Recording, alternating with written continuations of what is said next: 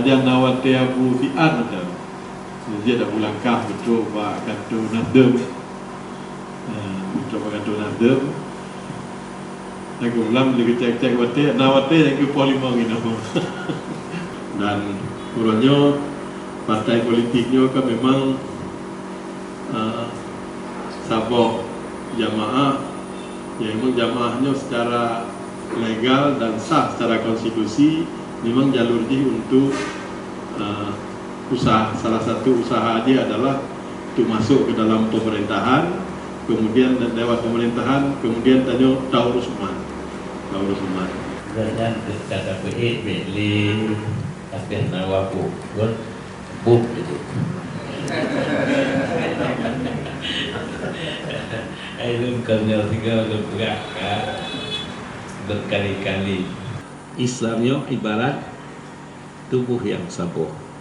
Walaupun bagi yang lain artinya bersatu. Orang Islam tetap katanya yang Masjid Al-Falah kesawannya. Bantu segenap umat Islam katanya milik bersama. Menancip katanya di segala hal dengan agamanya ke katanya jujur, masyarakat jujur, apa yang tajak buat insya-Allah mudah.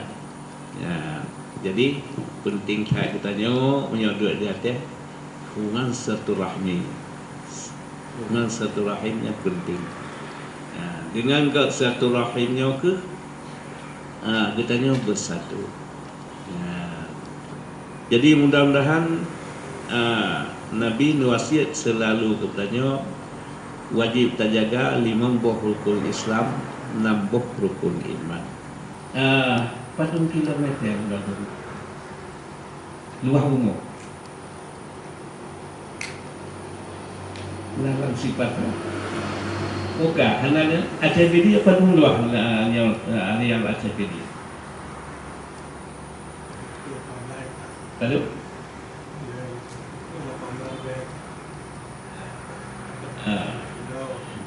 Arian ditanya Indonesia atau Bandung?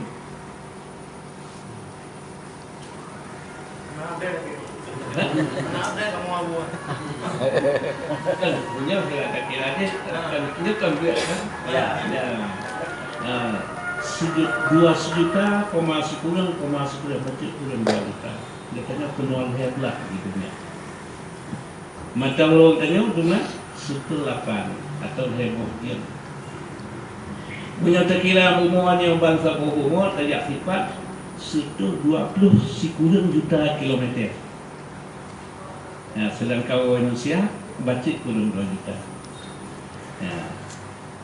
Dah negara yang paling ke jiatnya luar. Dia tanya dia seperti punya negara yang paling luas dia Rusia.